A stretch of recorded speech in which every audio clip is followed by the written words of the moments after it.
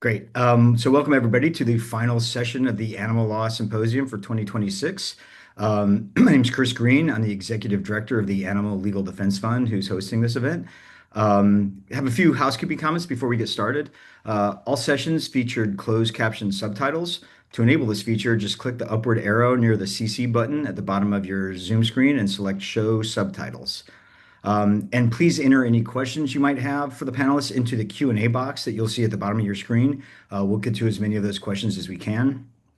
The symposium is being recorded, and recordings will be shared with you later via email. Please take a moment to answer the poll question on your screen. If you're seeking continuing legal education credits for the session, please click yes. Attorney seeking credit will receive information by email after the symposium concludes. Okay, great. Now on to the panel. This panel is entitled Information Innovation in Animal Advocacy. It will examine innovative approaches to gathering, analyzing, and communicating information to drive change for animals. The conversation will focus on how credible, accessible information can strengthen advocacy strategies and accelerate impact across the movement. We've got some great panelists for you today, who include Anna Bradley, who is the Executive Director of Sentient Media, which is the only nonprofit, nonpartisan news organization focused solely on factory farms and their effects on climate, animals, workers, clean water, public health, and rural communities. Anna has led Sentient since 2020 and has over a decade of experience designing, producing, and distributing large-scale digital media campaigns. Carol Orszagowski is the research director at Faunalytics, whose mission is to empower animal advocates with research, insights, and strategies that maximize their effectiveness to end animal suffering. Carol is a longtime animal advocate with a passion for advocacy, art, statistics, and tech. In addition to years of investigative work on factory farms, Carol is the director of Maximum Tolerated Dose, a feature-length documentary about the psychological toll of vivisection on both animals and humans. He completed a Bachelor of Environmental Studies and an MA in Communications and Culture at York University, writing theses on nationalism in the Atlantic seal hunt and on Canadian rodeo culture, respectively. So with that, I'll get right into our questions. And I'll ask these questions of you individually, but if there's something you'd like to build upon from one of the other questions, please feel free to jump in. So Anna, we'll start with you. Let's get big picture. There's a lot of information about animal agriculture, but not much of it reaches or resonates with the public sometimes. How does Mm. Sentient make these issues accessible, and what have you found actually sticks? Yeah, I think it's a great question. It's a hard one to answer because we don't really, you never know what's going to work. We've had some really strange things that you wouldn't expect to do well, and then we've had things that we put loads of energy into which didn't get any attention. But I think for newsrooms, at least the way we look at it, it's about how well you're serving your audiences, and you have to think about like how is my audience affected by factory farming, because the impacts of factory farming are felt by everyone in some way, shape, or form, right? So at Sentient, our approach is to really try and be very cognizant of that, and we've drilled down into our very clear target audiences. We go for lawmakers, movement leaders, frontline communities, journalists, and other content creators who can use our reporting to inform their own.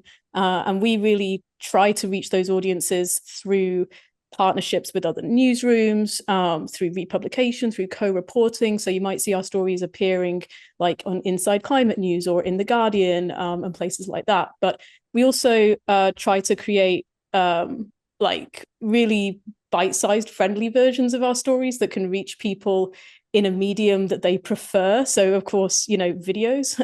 And in 2025, you might have, I don't know if people here follow us on social, but we started releasing like one video a week of our reporters, talking to camera, telling the story in like a 2-minute version. And we started also sharing some whistleblower footage. And this is the stuff that kind of performed weirdly well. Like we had some footage of a Seaboard Triumph facility.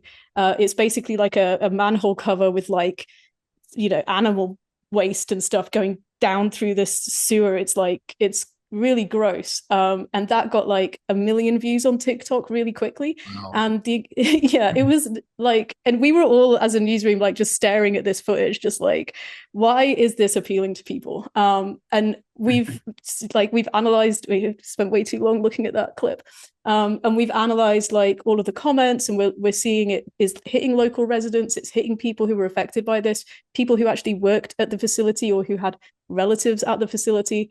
And now this year, that example of like this clip of that story is being used to teach other newsrooms, like, hey, what's your manure moment? They're calling it, like, how could, it's so wild. Like, how can we tell our story? Like, it's not just a case of like taking a story and doing a post about it on social media that's trying to replicate the story. It's about like, if we're doing this on social media, we need to like create the visual, create the caption, or create like the experience of it that people want to experience in that medium. And that's what we've been experimenting with, and that's what we've been seeing kind of resonating. But in terms of like, I guess I would just add quickly, like, maybe more useful to people who aren't like just covering manure. Like broadly speaking, I think topics that we see resonate, that get picked up by other newsrooms and that get attention from other reporters. For us right now, that's like accountability and corruption. I mean, it is weird because there is another example about manure manifesting, which Chris, I sent to you earlier this year. The way that larger CAFOs in California are paying smaller CAFOs to take their manure because they don't have to follow the same regulations when it comes to Exactly. sorting out the waste. Yeah, that story got picked up by the LA Times organically. Like, we didn't try and, I mean, that's the hope, right? But we didn't try and get that to them. But because it's such a kind of bizarre, horrible, like corrupt story, like it's getting picked up. And I think those like public health, clean water, labor rights, those are all the stories and the kind of topics more broadly that I think are really resonating and getting a lot of attention right now. An organic manure moment for the LA Times. That's great. I'm sorry, I was remiss. That question just came in, which jogged my memory. And sorry to announce to the attendees, but Sam Tucker Davis from OpenPause AI had an issue come up and wasn't able to join us today. So my apologies for that. So Carol, Funalytics has an impressive research library with something like over 6,000 entries, I think. But obviously, research is only useful if people actually find and use it. So, what does Funalytics do to make sure its work actually reaches advocates in a form they can act on? And how do you know when that's working? Yeah, so like you said, we have a research library with 6,000 plus entries in it. Some of those are short, some of them are very long. But any way you slice it, 6,000 entries is a lot of surface area to cover for anyone. And the fact of the matter is, most animal advocates, when they have a question that they're asking or a problem they want to solve, they want to get the information as quickly as possible and in the most like, comprehensible form that they can. There are like data nerds like myself out there who want to read the full report and check the citations and, double check some of the math, but most animal advocates don't want to do that. So, part of what we do with the research library is to, very carefully and in a systematic way, summarize research in a way that is, readable by regular people. We summarize a lot of academic research that is, either very technical or very high level concepts. We try to break it down to stuff that, your average person can understand. And then we distribute that through like a thousands person strong email list and so on. Um, we also get people to use it by doing a lot of one-to-one outreach. So we have, a bunch of our staff have open office hours where people can stop by and ask particular questions, where we can sort of help them browse the library and that sort of thing. We also have various staff members who will do proactive outreach to organizations, asking what kind of problems they're trying to solve and seeing if we can do kind of be almost like research assistants for them in a way. And then we have an initiative that I'm really excited about that's going to be launching soon, which is like an AI powered library assistant. And when I say like an AI powered library assistant, what I mean is that it is AI powered, but probably not in the traditional way that people would think about, like a chatbot that is, a pop up on the site that is kind of doing a combination of like customer support and, browsing the internet for answers or things like that. It's a library assistant that we've developed that is has a very sort of like closed focus on our research library and sticks very particularly to um, uh, applying the findings to advocacy.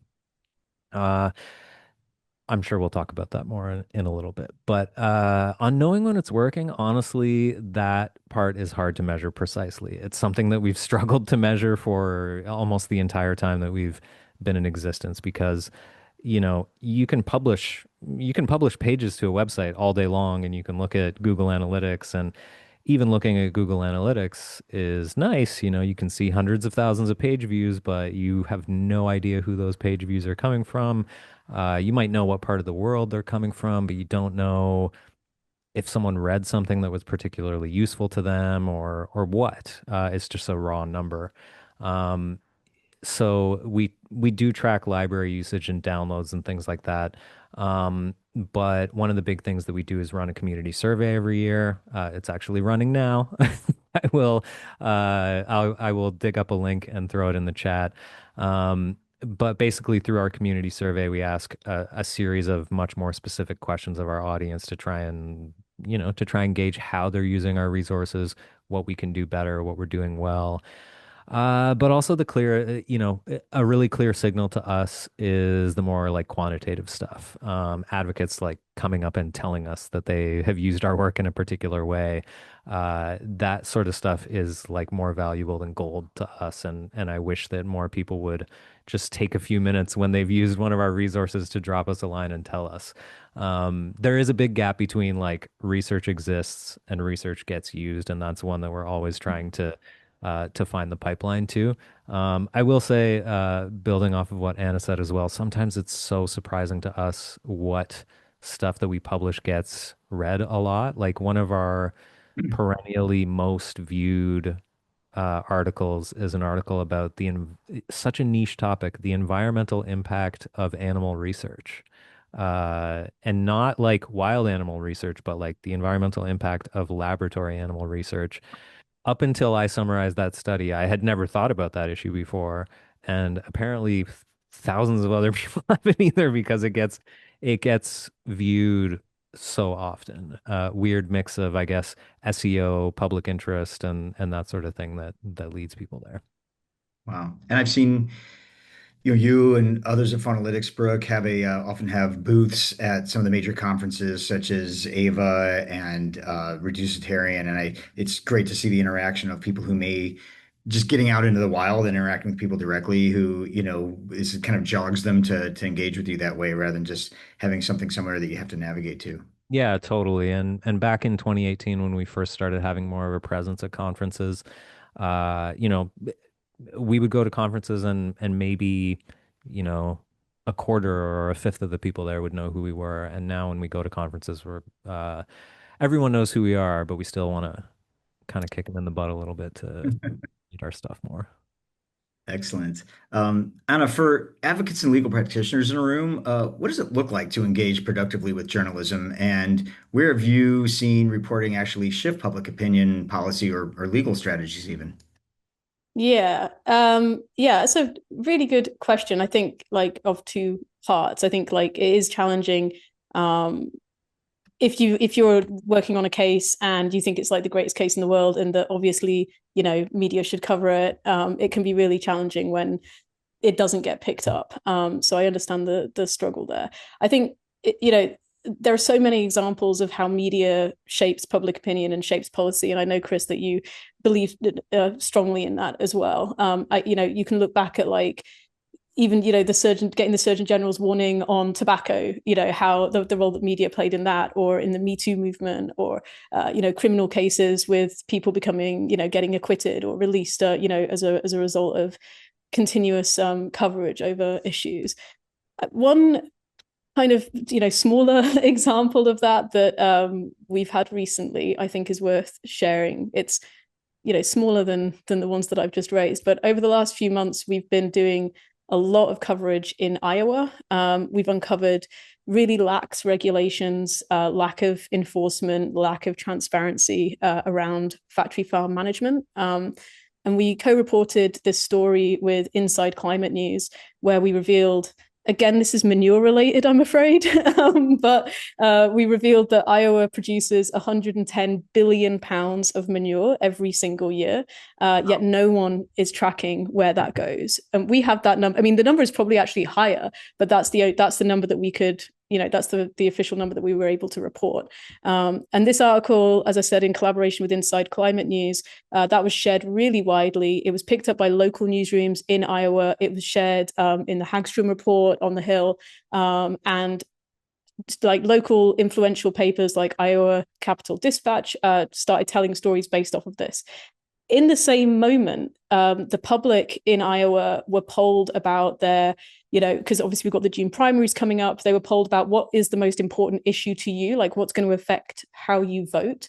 And 82% of the Iowa voters said that they want their elected official to protect clean water and to cut pollution from industrial agriculture.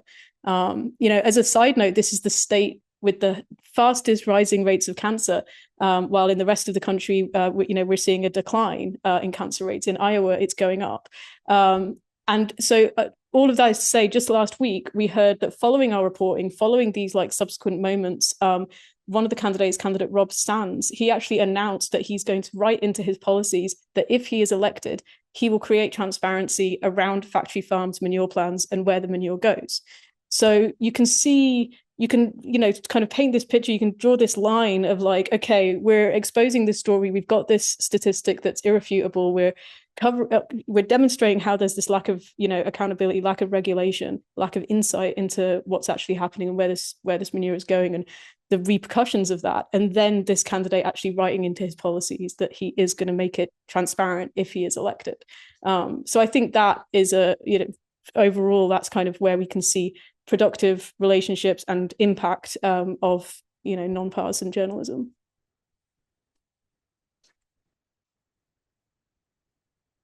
Sorry, I had a cough there earlier. I stunned you into Stunned silence. me. I was going to make the crack that it's great that Sentient is adding manure spreading to the traditional muckraking of investigative journalism. So that's great. That's pretty good, Chris. That's pretty good. On the fly.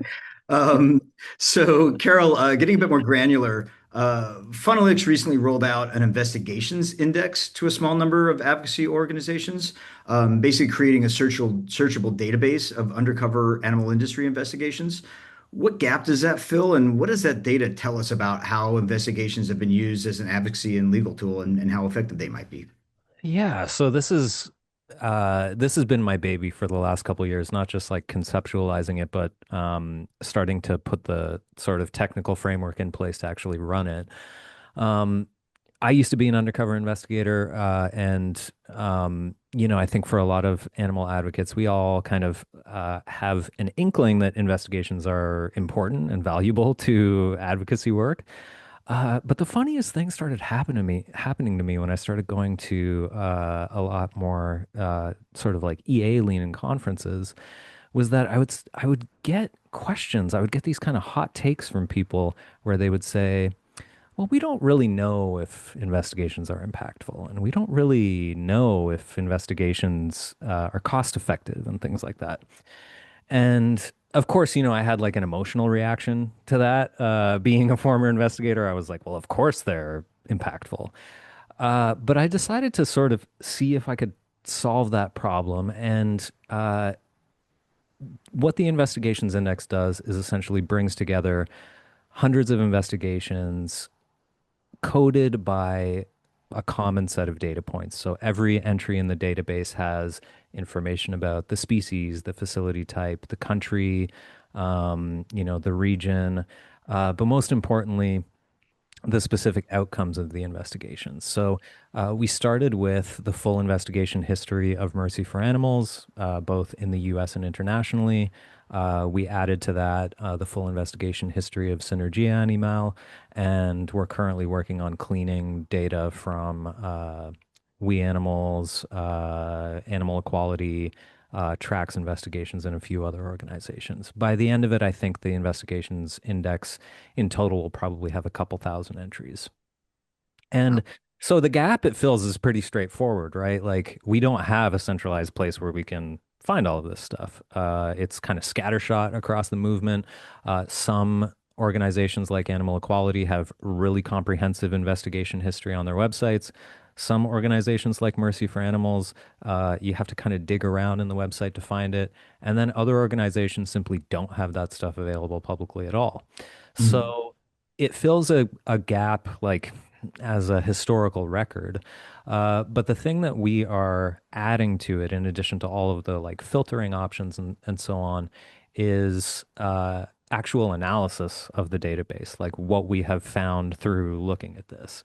And what the data has shown so far has been super interesting to me, definitely counterintuitive to what I would have expected. I Mm. don't want to overstate any conclusions because it's only two organizations' histories so far. But even the preliminary patterns have been really useful. One of the things that was surprising to me is that in terms of species, the most impactful investigations have been related to turkeys. So a very small number of investigations, but virtually every single one has resulted in some kind of legal charges, corporate accountability, some kind of fine, even facility being shut down. So The it's previous panel dealt with exactly some of those cases. yeah, and so it's something that's kind of counterintuitive, but I'm really excited to add more data in there. And I think for legal practitioners in particular, uh, it's potentially interesting for understanding like what jurisdictions have been more or less responsive to investigations being released, and then specifically what kind of outcomes that those investigations led to. So we have the outcomes coded out. They're separated. So a lawsuit is different from charges being laid, and that's different from a fine, and all of those things are granularly put in there.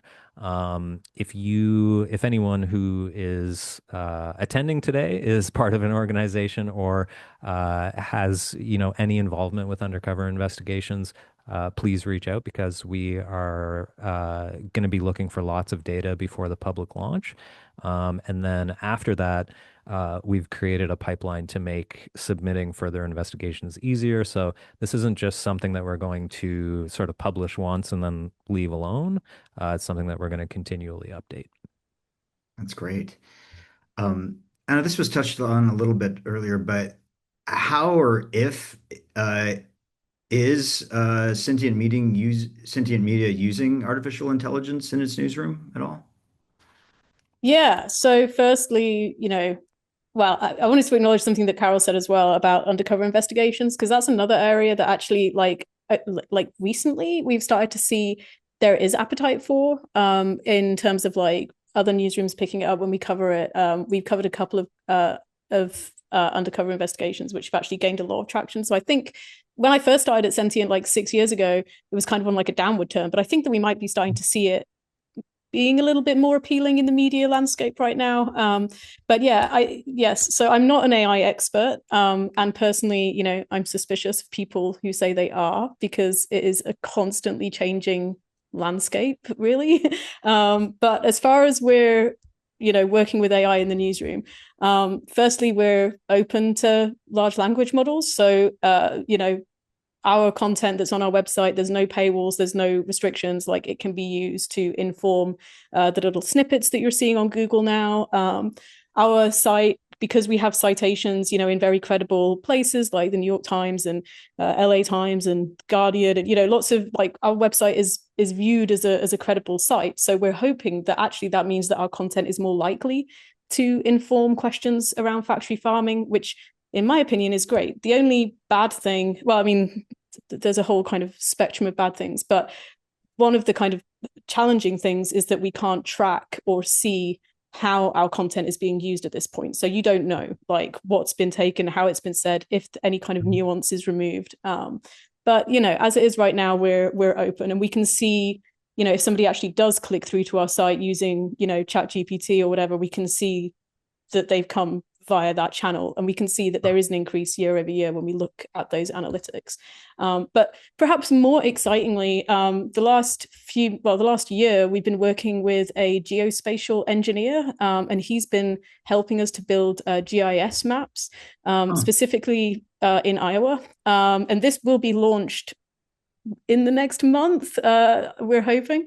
So it'll be open for everybody to use and hopefully really useful for everybody on this call. So this map is looking at CAFO locations and other data points like manure spills, our favorite. You can click through into every single individual CAFO and it takes you directly, like, you can see a summary that says how many notices of violation they've had, how, like, what fines they've had. It takes you through to the Department of Natural Resources page where their letters are and any correspondence that they've had is. So it's, for the data nerds, for the reporters, for people who want to go deep, they can on every single one of those CAFOs and get a really clear picture of, like, the distance to floodplains, the distance to public schools.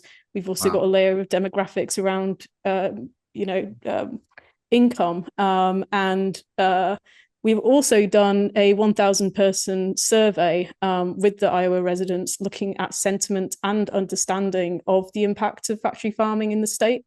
And so that's going to be layered on top. Residents will be able to go in and type in their zip code, hopefully type in their zip code and be able to see, like, what their distance is from CAFOs, like if that CAFO near them has had a bunch of violations and manure spills, and then they'll be able to see how that can impact their water, etc., etc. So the person who's been building that, he's been using Claude and he's been using, like, AI tools to help build it as efficiently as possible, but there has to be a human at the end of it who's fact checking and checking the numbers, making sure that all of the sources are accurate, are public data, etc. And there's also some. I mean, I don't fully understand it all, obviously, but what we're using a system that isn't training LLMs. So for all of the internal stuff that we're doing, that's just being used by sentient. We've got security in place that means that all of this work, all of the Iowa project, that's just for us. That's not going to be like training other large language models, which happens if you're just using ChatGPT yourself as an individual. That's all out there. And I would also add that perhaps, like, a kind of a lesser thought about aspect is that the way that we're looking at AI as a newsroom, newsrooms are shuttering, people are terrified that journalists are going to lose their jobs because of AI. For us, I think editorially, it makes it even more compelling to do on the ground reporting, to have our reporters, out in the field talking to humans, like talking to people who are living with the impacts of factory farming and building relationships, the stuff that, AI can't do yet. Like AI at the moment can't go out and speak to people on a farm and take photos and, tell those stories. And to me, anyway, I think those are the best stories to tell anyway. Those are, like, some of the greatest investigations. So yeah, I guess that's the kind of the broad picture of how we think about and engage with AI at Sentient. Yeah, that's great. And yeah, that sounds like an amazing tool. Is that a tool you said it's right now, it's sort of within your own sort of enterprise bucket, but is that something that you will be rolling out more publicly at some point? I assume. Yes, hopefully within the next month. Our Wow. series is called Inside Iowa, and we're going to have we've got investigative journalists going, in Iowa, reporting on it, and then this map will be released hopefully within the next month, maybe like in the next couple of weeks. And that I'll send that to you, and obviously you can share that with everybody here because we want people to use it. There's also a newsletter that we're going to have that will update you, like, every couple of weeks how many new CAFOs have filed for expansion or a new CAFO to be built, or if they've had a notice of violation. And so it'll just all kind of be automated. Yeah. Oh, that's such an amazing resource. Great. Um, and Carol, I understand that you're also developing an AI-powered tool to help advocates search and surface research from the Fauna Library. How are you thinking about the role of AI more broadly in making evidence more accessible, and what are the risks of getting that wrong? Yeah, so if people here are like Faunalytics fans and you've been following us for a while, you know that our posture towards AI has been generally like critical, I would say. Not dismissing it, but just taking a sort of like anti-hype approach, I suppose you could say. Uh, and that's not because we don't use AI. In fact, I use AI virtually every day, but that's exactly why I'm more critical about it. I see the gaps. I see what it can do really well. I see it make mistakes all the time. I yell at it, it yells back at me, and that sort of thing. I also happen to sit on, I'm the board chair for a nonprofit news organization in my hometown. And so I also have seen firsthand the sort of like devastation that a lot of tech has wrought upon the news industry, not just AI, but social media before it. Who can forget the Facebook pivot to video that basically like decimated the journalism industry? I laugh because you have to laugh. We don't want that to happen again. And we certainly don't want that to happen to the animal advocacy community. So our approach has been cautious and critical. That being said, like AI capabilities are getting better, and we've worked really hard to sort of build a tool that mitigates a lot of the bad stuff while keeping as much of the good stuff as possible. So our AI library assistant tool is not pointed at the whole internet. We've grounded it in a what's called a vectorized database of all of our articles. Um, it has a hallucination rate of essentially zero because it is only looking at the articles that we've published, and it will only repeat information that is in those articles essentially verbatim. Every Mhm. article that we ingest into the model is tagged with various metadata, so the citations are always correct. It's something that took a lot of sort of engineering. Kyle Barron was extremely helpful in getting the back end set up, and I've been working on the front end user experience. Um, the risks that I think about with this are, uh, you know, encouraging advocates to use AI is one thing, but research shows pretty consistently that when people use AI very frequently, they don't check the citations and they don't check uh, the the factual value of what they're getting, and so knowing that people are not going to check the citations and knowing that people aren't going to verify the information, we're trying our best to give them a tool where even if they don't do that, we can be confident that they're getting something high quality. Um, you know, the opportunity that we have is really real. I think a lot of advocates want to use AI to really boost their work. They also potentially don't know where to start.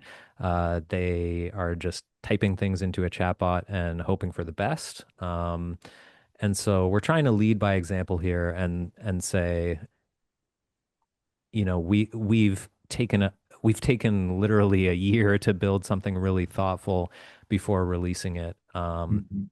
That is an eternity in AI time. So many things have happened in this year of like AI news and all of that. But I think ultimately the results are worth it. On a broader level, we've talked a lot about manure in this in the last like, half hour or so. Something I've been sort of like ruminating on a lot is that animal advocates have made quite a bit of hay, so to speak, of, the impact of factory farms on local communities. But something that I'm seeing a lot in animal advocacy circles is sort of dismissing or kind of downplaying the environmental impacts of AI data centers. And Mhm. there is certainly there is compelling evidence on sort of quote unquote both sides of that argument.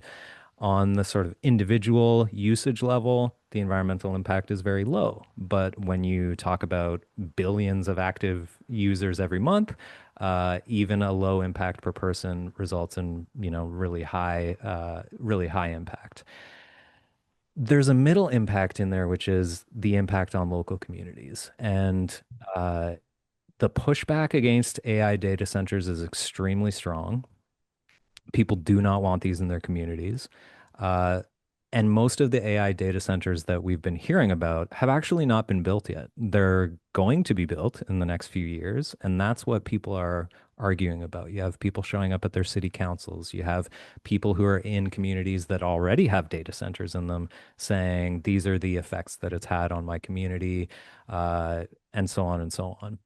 So we're in a very awkward, contradictory position. And I don't think that strategically we can sort of like champion local communities fighting for their autonomy on one hand and then dismiss other local communities fighting for their autonomy on the other.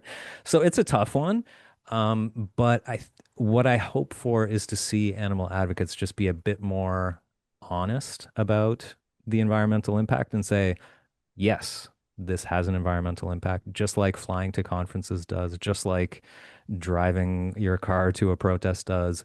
I'm going to use it anyway, but yes, it does have an impact. We can do those things at the same time. It doesn't feel very good, but it's actually more real. And I think being honest about that too, with my own usage and some others, I know others in the org, it then incentivizes you not to engage in some of the frivolous uses of AI, of just making a cute photo or whatever. I mean, it may be fun, but like when you actually think about that, we try to use it for things that are actually going to be helping our mission. Yeah, I'm in Illinois, and there's a major data center complex planned in next door in Indiana that they said when fully built out, it would use as much energy as the entire city of Atlanta. Um, so that's just a pretty astounding, and it is. It's right outside a rural community, and you know, sort of south eastern Indiana. It's pretty astounding. But I hear you. You want to empower local communities, and that you have to be kind of comprehensive about that. I can't really. It would seem a little disingenuous to pick and choose what we want them to engage on, for sure. Unfortunately, yeah, picking and choosing is never a good look.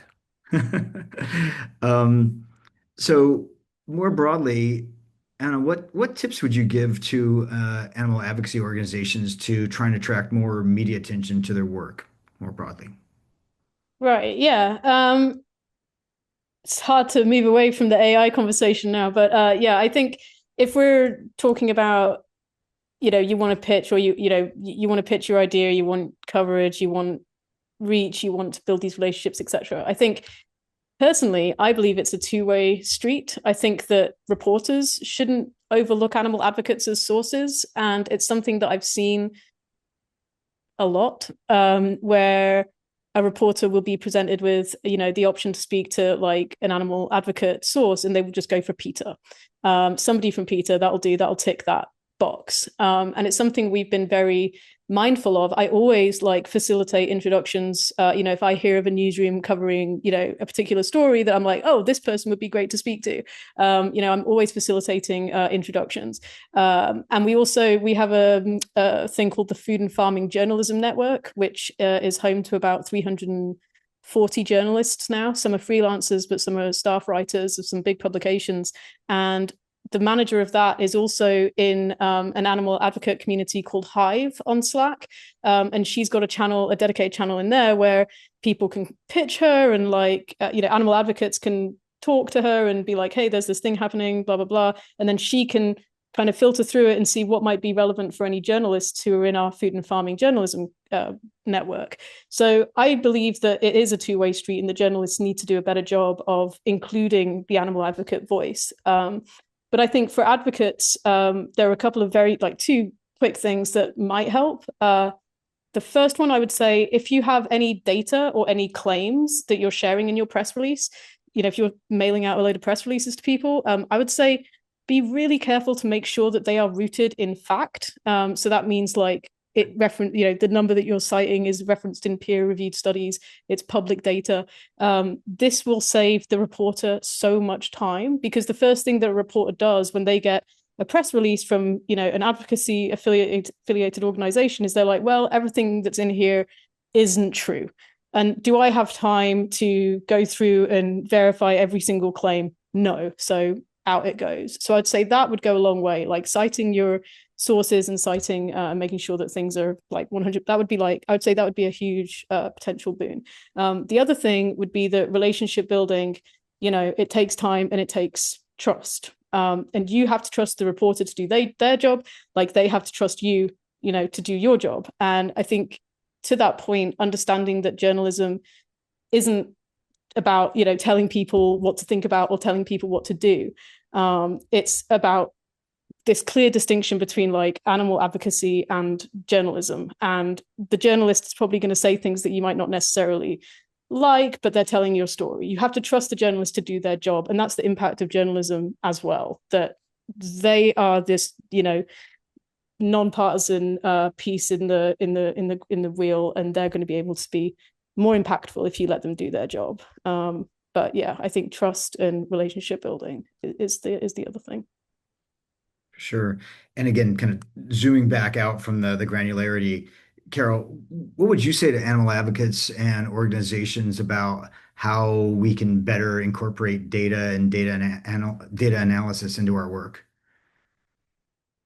This is such a good question, and it's one of those ones where I feel like I feel like I hear so much from advocates like data is just so important, and data analysis is so important. Uh, and then I ask like, well, how do you use it in your decision making process? And they go, oh yeah, right. Use it in my decision making process. So sometimes I feel like I'm watching someone say like, oh, I could really use a glass of water, and while they're pouring like a Coca-Cola into a cup or something like that.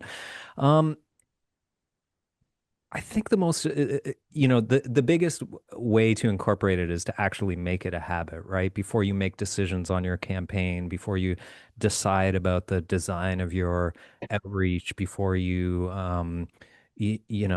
put something out into the world, whether it's a video, messaging, anything like that, is to spend 5 to 10 minutes doing some research on what might be the most effective way to reach the particular audience that you're reaching. And that's what we're hoping like our AI library tool will do, and help people with, because one of its main function is like instant synthesis. You can type in something like what is the most effective outreach material for Gen Z, and it will give you a list of, it will give you a synthesized response with sources. But ultimately, it requires someone going from, looking something up and reading about it to actually putting that into practice. Um, that's a tough nut to crack, and we can't unfortunately hold people. I would love to hold people's hands and take them through the process, but unfortunately, we can't do that. Uh, that being said, I also think that most organizations are actually like much richer in data than they realize, because everything is data. The gap is like treating it as data. That was the thing about the investigations index that felt novel to me, is that everyone looked at investigations as these one-off things that aren't really related to each other. And what I'm trying to do is to say, no, if we look at 1,000 investigations in aggregate, that's a data set. It doesn't feel like one when you look at each individual data point, but it does when you look at the whole picture. So things like your campaign outcomes, your petition signatures, responses you get by email to legislators, your volunteer retention, organizations are generating data on a daily basis. They are rarely analyzing it in any meaningful way. And thankfully, AI tools are making that a lot easier. Funalytics was using Gemini a lot, but we recently moved over to like a Claude team account, and connecting that to some of our internal documents has been, frankly, a game changer for us. Wow. It's resulted in a lot more sort of smooth navigation of like, I mean, we just generate so much stuff, internal documents, our research library, policy documents, big spreadsheets of data, and AI tools are making working with that data a lot easier and more comprehensible, even if you're like a novice, even if you're not a data analyst. I always recommend you have someone who can check the work. You don't want to be making decisions based on, anything hallucinated. So, with all of that said, proceed with caution. Yeah, I know that Claude has some like pretty insanely low price for nonprofits for their highest enterprise use. It's something like $10, per Yeah, eight user. eight dollars per person, and it was that just came in December of last year. So that's pretty exciting. I think too, like for organizations, you don't necessarily have to look at internal data and internal evidence. You don't have to fund your own research. There are organizations that are doing research in the movement that might be relevant to you. So, Faunalytics, Rethink Priorities, Bryant Research, like I could go on, but there is an ecosystem of research organizations, Anometrics. Again, like I could just keep going, but there is an ecosystem of organizations that are trying to answer questions that are relevant to advocates either in their region or globally. And I think that it's worth taking some time to look at those. And then the last thing I would say is, uh, you know, the biggest thing that people can do to better incorporate data into their work is to take some time to not just pick apart the data that you see that doesn't support your position, but pick apart the data that you see that does support your position. Um, we have some of our favorite studies that we've done are the ones that generate the most interest among people and get picked apart methodologically and everything because, well, one, it shows people are engaging with it. It shows, someone was inspired enough by a study to actually look at the methods and start to, look at the survey sample size and all of this stuff. Those questions are awesome. Uh, I wish people would do that more with the stuff that they reflexively believe in also, because that's often where you might find things that you're less comfortable with, and then it just gives you a much more critical perspective in general. Yeah, the previous panel touched upon something similar where you sometimes learn the most by in advance cross-examining your own witnesses before you put them on the stand. Yeah, it's the exact same thing. And I was on a National Academy of Sciences committee a few years ago assessing whether the Departments of Veteran Affairs should continue conducting or funding biomedical research on dogs. And one of the really depressing things we learned, well, I already kind of knew, but as we went through and looked at that issue more broadly, is just how much research keeps getting replicated, or people trying to prove that something could be replicated, which already has, or continuing to try experiments that are known to fail. And there was no like centralized database of any of that information. And ideally, I would love to see something where before a grant was made, that there was an existing database of all that, because basically the only things that get published are experiments that succeed. And so you're not reading about all of these other attempts that have failed. And so other people keep trying all these failed attempts, and there's a ton of animals being used in the process unnecessarily. Yeah.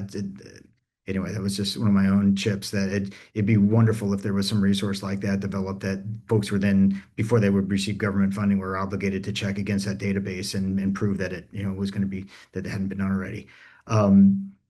So, given everything that these amazing tools you're developing on Sentient is so involved sort of on the ground, how does Sentient navigate the line between advocacy and journalism? And basically, how do you guys insulate yourselves from critique or being dismissed as biased or something?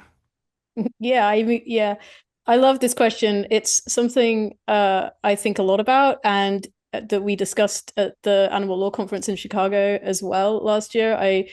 I feel that this is such an important thing, and it's because the topic that we cover, we are the only nonprofit, nonpartisan newsroom solely covering factory farms in the US, right? That's our entire beat.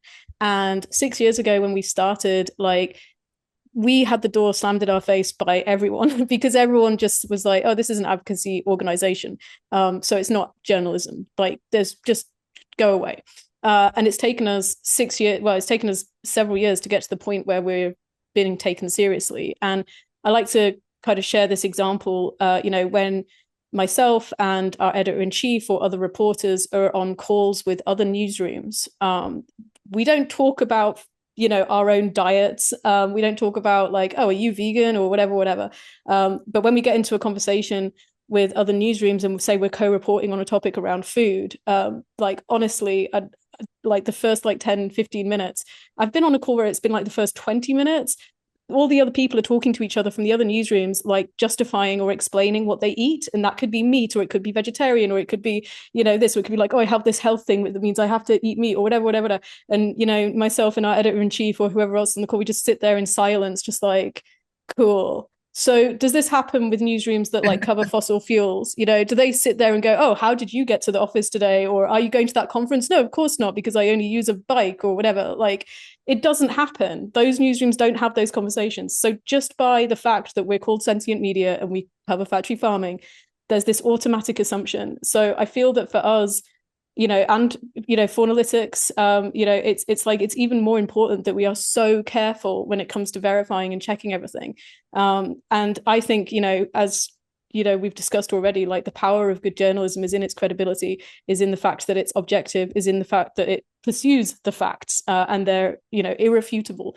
We want our reporting to be effective. We want everyone on this call to be able to take our stories and use them as evidence. Like we have Denise on the call. She's our legal counsel and operations person. She's just started a legal citation tracker, like all of the places and like amicus briefs and stuff like that that sentient content has been used in.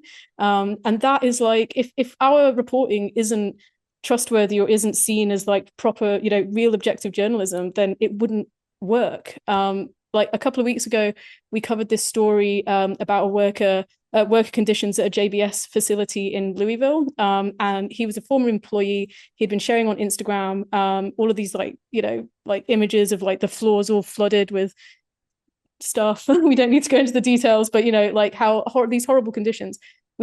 Denise and Jessica Scott Reed, our reporter, like went into, they verified the coverage, they verified the employee records, they made sure all of this was, completely like real.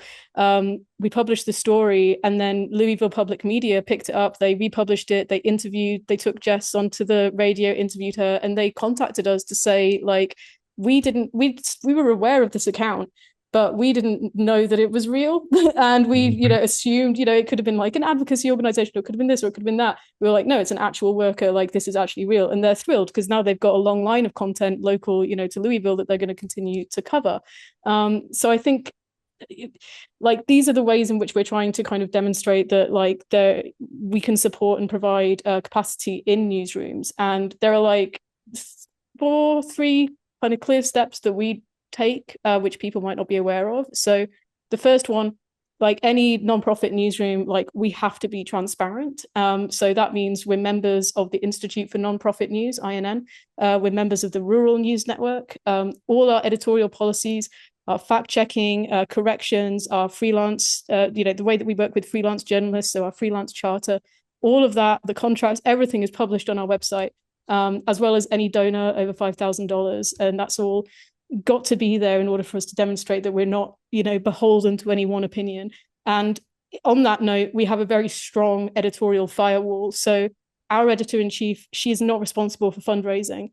I maintain that firewall and I leave editorial decisions to her. So if a funder comes to me and says like, oh, I want you to cover this particular story or speak to this particular source, it's like, that's just not going to happen. And they can't, I'm the bodyguard of Jenny. So, and then the final thing would be fact checking. So kind of similar to what Carol's talking about, but we have a really rigorous fact checking process. So we have a human fact checker who's full-time. We have a part-time fact checker as well. And we have like backup fact checkers on staff. So every single story, we have a very clear, defined process of how we go through every single story. Our fact checker has actually done a little video of her process that's somewhere in our Instagram feeds. But we adhere to that, and we ask all of our journalists to adhere to it. And I think, just to round up, like I think touching on what Carol was talking about as well, but like if we're not really strict on those areas, then like our work basically loses all its value. It wouldn't be able to be, it wouldn't stand up in, amicus briefs. It wouldn't be able to be used by, movement leaders or, anyone for that matter. So it's something we take very seriously and something we work really hard to maintain. Yeah, that's great. It would be great if that video, digging out of your Instagram feed and making it more available, or even sharing it with other animal protection organizations, I think would be really great. I would love to see that. And Carol, what would you want a room full of animal advocates and law practitioners, especially who might be listening in, Um, what would you want them to understand about what Faunalytics has found and what research still can't tell us? Yeah, I want to actually touch on something Anna said, Sure. is that I fully agree. Like animal advocates got to be sharper than sharp. We have to be sharper than the competition at every turn. Uh, Something that is sort of like an internal, it's not an organizational slogan, but it's an internal slogan for me is like good enough is not good enough. Like we do not cut corners when it comes to verification. And, if you're a lawyer in this room, uh, when you're representing animals, you're not just representing animals, you're also representing animal law because when you're in that position, you become the representative for all others who are in this weird world. So for the love of God, don't be the first animal lawyer to have their AI generated brief called out and all of that. If you're using AI in your work, again, for the love of God, check that it's not hallucinating things before you submit them in any kind of case.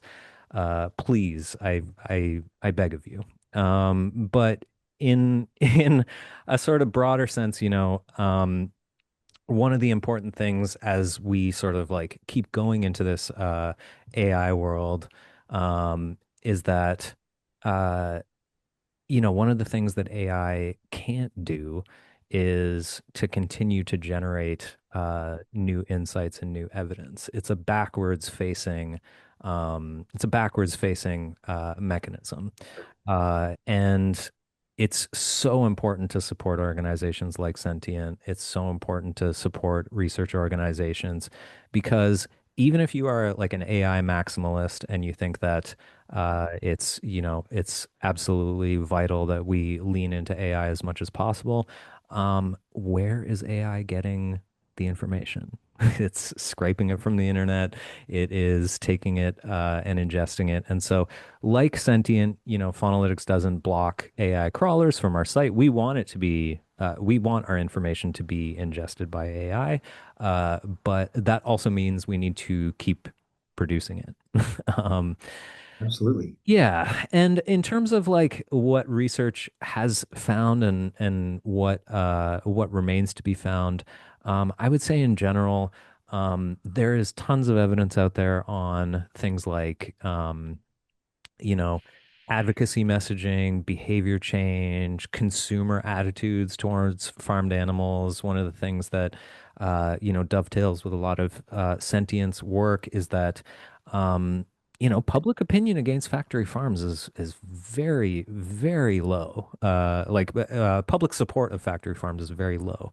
Most people don't want their meat to come from factory farms.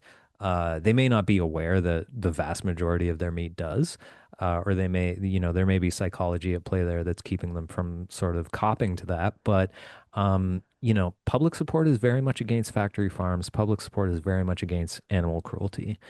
So using that data to try and enact change, I think, is very possible.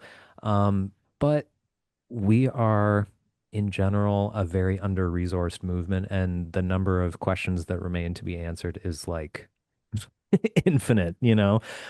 We could take on millions and millions of dollars and more funding and still probably not answer all of the questions that advocates have. Um, I would say for legal practitioners, there is a lot of research out there that can give you support for arguments around public attitudes, harms done, precedents, and things like that. Um, Faunalytics can help you find some of that stuff. I would say the larger lesson too that we try to express to people is that um, you know, being overconfident in weak evidence is as much of a problem as ignoring evidence altogether. So Mhm. again, like critical thinking, very important. Just it can't ever say how important it is. And I think for legal practitioners, I'm always in awe of people who practice law. And one of the things that always amazes me about lawyers is like their ability to be creative with their arguments. So I I almost don't want to give lawyers advice. Like, I want lawyers to give me advice on like constructing arguments that, Mm. you know, because the creativity that lawyers can display, I don't think people think of law as like a creative vocation, but I think it really is. So Totally. hit me up. Carl at faunalytics.org. Tell me your creative rhetoric ideas and your creative persuasive techniques. Um, and to your point about it being backwards looking, I've often thought that at some point there's going to reach a limit where if it's replacing all these local journalists and all this, like, AI is gonna run out of new stuff. It's gonna hit like hitting the glass in the Truman Show or something like that. It's gonna reach this like ceiling where nothing is new anymore, and then it'll have to start. Yeah, it's just um, Uh, and so yeah, I mean, a more real danger is that it's going to start to ingest, like AI will continue to ingest more and more AI generated content, which s- many studies in the AI sort of in the technical field have shown that that leads to what's called model collapse, where the model essentially just reverts to like speaking. eats its tail. Yeah. Yeah. Um, well, we're at an hour, so I just want to ask you both kind of a bigger picture question. You know, I guess Anna, you can go first. What are some of your biggest lessons or takeaways from your experiences working on these issues with data and information particularly? Mm. Yeah, it's a tough one because there's so much, right? I think like every day you learn something new that you should do differently or better or whatever. But I think if I kind of look back at like the whole kind of 6.5 years that I've been running Sentient, I think the things that I feel strongest that the advice that I would give is be patient and be persistent. I think not giving up and not taking, I really don't take no for an answer. I fight endlessly to make sure that our stories and that our work is read and received well. I think, well, 3 years ago, for example, the Society of Environmental Journalists, it's the largest convening of environmental journalists in the world. They wouldn't even accept a panel from Sentient. Like they wouldn't think about factory farming and food and agriculture at all. And we just kept going, kept talking to them, kept kind of pursuing, kept raising, the issue. And last year, the executive director named Sentient as the future of environmental journalism. And this year, for the first year in 36 years, they had an entire track on food and ag as part of their agenda. And they invited us to help guide it and help curate the content. And we had panels and, hosted sessions and helped to GFI run a tour of a precision fermentation lab and all of this stuff. And it's like if we had have accepted no, like at that first moment, like we wouldn't have gotten to this point. And I think we have to just I think you come when you have anything even in the spectrum of like animal protection or animal welfare or animal advocacy, as we've touched on already on this panel, like you're already viewed in such a particular way that you have to you have to work even harder, as we've said, to make sure that everything is as like irrefutable and evidence based as possible. And I think persisting with that and continuing with that, that would be my advice. I think you will see the effect, but you will see repercussions. It takes a long time. At least for us it did, but yeah. Okay, thanks. Carl, what about you? Yeah, I think for me, a major lesson, gosh, producing good research just isn't good. It's not enough. Producing data isn't enough. We we have spent like many, many, many hours producing research and producing data. Our weekly blog that we do, sometimes I think it's like the biggest hidden gem in the movement. Like it has a pretty strong readership, but every week we're publishing things that are, I think, just like so incredibly insightful from people around the movement. And we just live in a time right now where the signal to noise ratio is just so out of whack, where people are um, just overwhelmed with information in ways that are completely unnatural to like human processing ability. We're just like inundated with stuff. Um, and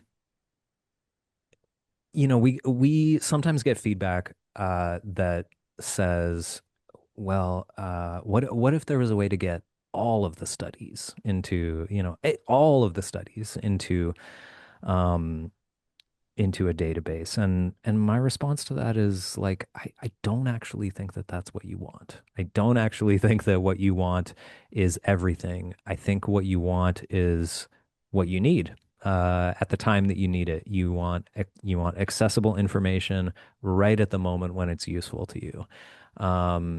Yes, there is a small subset of people who want just the vastness of the information that's out there, but most people don't want that and don't have the time for it. Um, I think a big lesson that I've learned as well is that, you have to put your time and your efforts where they're going to be best used and best serve the movement. At different times in my advocacy journey, I have, been a protester. I've been someone that goes on college campuses and leaflets. I've been an investigator. I have done films. I've written articles, op-eds, whatever, right? And now I do data science stuff. And I, in some ways, it feels like I kind of fell backwards into each of those things. I never intended, like, if you had told me 10 years ago that I would be, well, not 10 years ago, because I was already at Phonalytics, but if you had told me when I started in the movement, when I was like a young punk in the mid 2000s, like being radicalized by punk music and starting to do like animal rights protests, that in 20 years, well, one, that in 20 years, the movement would have like a really robust data science branch. And two, that I would be working in it, I would have thought that that was just ridiculous. But I've kind of followed the path of like, these are where my skills are most useful now. And so for the people in this session, there's over 100 of you. I imagine that some of you are going to be like looking to get into actually practicing law in various types of ways. But some of you aren't, and that's fine because the movement needs all kinds of folks working in all kinds of ways. And better than anyone, you know where your skills might be most useful. So don't be afraid to change course if that's what you're feeling. I find people will always work the hardest at the thing that they're most passionate about. And thankfully, the movement now is much more well resourced where you can actually have a career in the movement. You can actually, you don't have to sleep on floors and be like a young punk. You can actually be a professional in the movement in a variety of ways. And the other thing is that, it's important to put your money where your mouth is. And I just want to say, I can't believe that in all of this time, and I've been shouting out sentient media, and I've known Anna forever, but I'm still not a monthly donor. So while Anna was talking, I just became one. So challenge to everybody here Great. in the talk as well.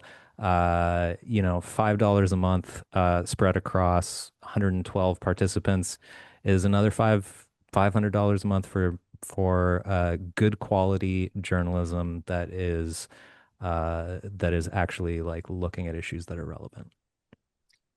That transitions perfectly into our first audience question, which references NPR and any programs of such as All Things Considered or 1A if they've covered these issues. And Anna, we've talked a lot about digital and some print media, but we haven't really mentioned radio much at all. How does Symposium interact with that realm of media, the landscape? Yes. Well, firstly, thank you so much for becoming a monthly donor. That's incredible. And this month it's our birthday. We just turned 8 and we have a match funder. So every dollar that gets donated is doubled. And we're trying to get to 4,000 this month. So yes, every single dollar is deeply, deeply appreciated. So thank you. That's awesome. So yes, radio. I love this because I think that radio is one of those like, well, obviously there's a lot of issues around funding and the defunding of like public media in general. But there is support there, and these stations are still existing, and they're looking for like syndicatable content more and more. And I think so a couple of years ago, a year ago, we had a like a distribution system where our content, 100 of our stories were taken and distilled into little snippets that were then distributed around radio stations all over the US. So like AM and FM signals, some public media stations, and we found that it was so super interesting. We actually reached, according to the reports, we reached millions of listeners this way. And a lot of what was interesting to me was that in rural America, the stories that were calling out, like, the CEO of JBS or whatever is getting money from like this party or whatever, like the kind of the corruption in leadership of like these facilities, those stories did really well in like the rural American stations. So what we've done from that is we've started to build out better relationships with direct radio stations where our reporters actually go on air. Because when our reporters go on air, we end up getting more sources, we end up getting more impact from us actually having a conversation with the presenter. So our reporter in Iowa, she goes on Iowa Public Radio. She was actually on Iowa Public Radio during this panel, talking about the water issues. And we in Chicago talk shows, and we're in early conversations with a big potential partner for our Iowa project. Yeah, I guess I shouldn't say too much, but it's really exciting that actually larger stations are interested in covering issues in the Midwest. And I think that is really promising. I really do believe that we're in a moment right now where there's a particular feeling around food in America, and a particular feeling around, clean water, and, what pesticides, and all of these topics are really coming to the surface now. And I'm really glad that we're there to kind of meet that moment, and our reporters are ready to talk about these issues and all the nuance within them. And I think leaning into that and leaning into those radio conversations is going to be huge. As I said, we're a member of the Rural News Network, and the person who leads that, she was a radio host for many, many, many years, and she's connected to like all of the like rural stations across America. So she's been connecting us, giving training to our journalists. We've got small stipends to buy decent microphones and things like that. So yeah, it's something that I think is a huge, huge area of potential reach. Great. And Carl, are there any sort of upcoming initiatives at Funalytics that we haven't had a chance to talk about that you're kind of excited that are on the horizon? I mean, the AI library tool and the investigations index are both initiatives that I'm leading. So naturally, I'm most excited about those because they're things that I work on every day. But I genuinely think that there'll be that the investigations index in particular is going to be really interesting for the movement. I think that one of the things that I am, you know, kind of like quietly obsessed with is just the amount of data that organizations are holding on their laptops, on their hard drives, Mhm. on their Google Drives, and that sort of thing. That's just kind of just not being used and is so valuable for the movement. You know, I'm also really, really passionate about animal advocacy movement history. One of the things that has been surprising for me in the last 10 years is, I started in animal advocacy around 2004. And when I go to conferences now, I'm amazed at how young the movement is. Not young as in age, but just like young in terms of years served, I guess you could say. Mhm. And I think that's great. Like so many people have joined the movement in the last 10 years. I think not the least of which is because it is a movement that is attracting more professional people. There is, you can become a professional and have a career. Um, but the lack of awareness about movement history is profound. There are some old timers like me kicking around who can tell you about some of the campaigns that were happening in the 2000s, and because I love reading about history, I can tell you about some of the stuff that happened in the 80s and 90s too, because that stuff really informed me.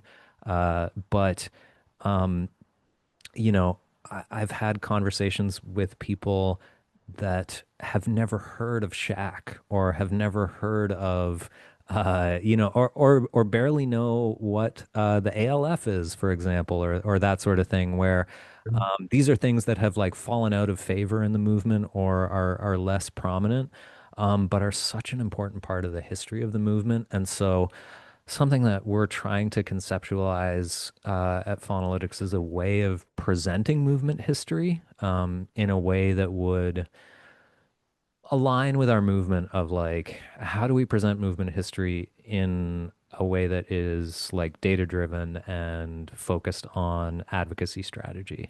We don't just want to become, a history blog that is just publishing things without context. We want to figure out how to do this in a way that would add value for advocates working today. Beyond just going, wow, that was so cool. What happened in the 70s, or the Hunt saboteurs, or the Brown Dog affair, or whatever. Like all of these Sure. things are great to learn about if you're interested in the movement, but we would have to take the extra step of making it relevant to advocates today. So that's something that's further on the horizon, but that I'm really excited about. And I found with some of the turnover, the phenomenon you're speaking about is true even within organizations who don't aren't aware of even what's happened previously within the same organization within some of these places. But well, we are at time, and so that closes our 2026 Animal Law Symposium on protecting animals through transparency, engagement, and regulatory practice. Thank you to our panelists, Anna and Carl, and to all of you for attending. We're so appreciative to you for joining us and for hearing these thoughtful perspectives from our panels of deeply experienced experts. Over the past 2 days, we've learned about deregulation in federal courts, deregulation in the executive branch, expert witnesses in animal advocacy, and just now, information innovation in animal advocacy. I'm incredibly grateful to Brittany Pete, who leads ALDF's Transparency and Regulatory Affairs program, and to Caitlin Hawks for putting so much time and thought into planning and curating these wonderful conversations. I also really want to thank Anne-Marie Vistano, Megan Hume, and Jody Papaleo, and ALDF's events team for all their extensive work organizing this symposium and ensuring that it ran so smoothly. And thanks most of all to our excellent panelists for taking time out of their very busy lives and schedules to share their knowledge and expertise with us all.